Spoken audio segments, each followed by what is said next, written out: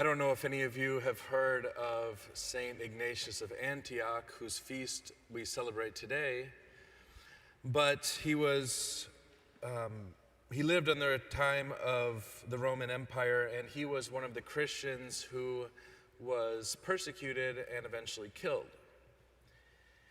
And he has a very interesting story because for us priests, we have to read the Office of Readings every day, and today we read one of his letters that he writes to the other Christians. This was just before he died, right before he was thrown into, I think it was the Colosseum, where they had basically a lion's den.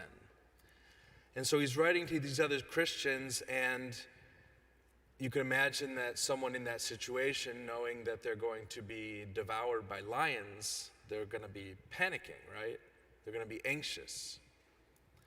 But this letter is interesting because it's a letter full of excitement and joy. And he says to them, don't make any untimely acts of kindness towards me. Don't rescue me. I want this. I want to die for Christ. And he says, I want to be like the wheat ground up in the lion's mouth to be made bread for God. And he says, my time to be born is about to arrive. Think about that. What would you write if you were in your last moments? What would you write? What would be in your letter to your friends or your family?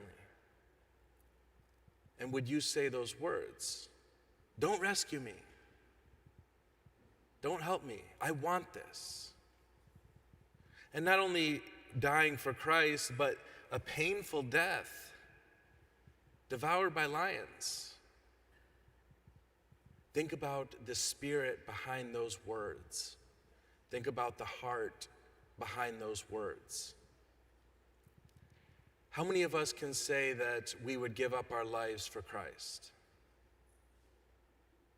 A show of hands. Or how many of us think we would give up our life for Christ?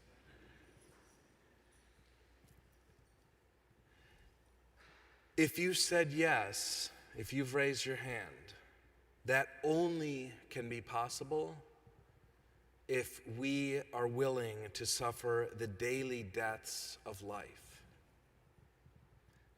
What the church calls the white martyrdom. We'll only be able to suffer a bloody martyrdom, a red martyrdom, if we have first the white martyrdom, dying to ourselves, dying to our will, dying to our whims and our just our own desires.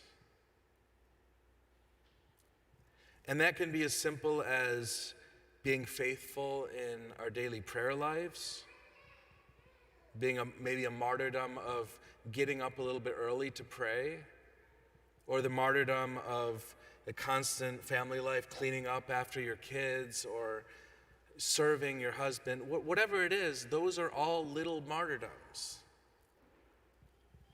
And that's what we have to focus on when we have the temptation to complain or be bitter or accuse.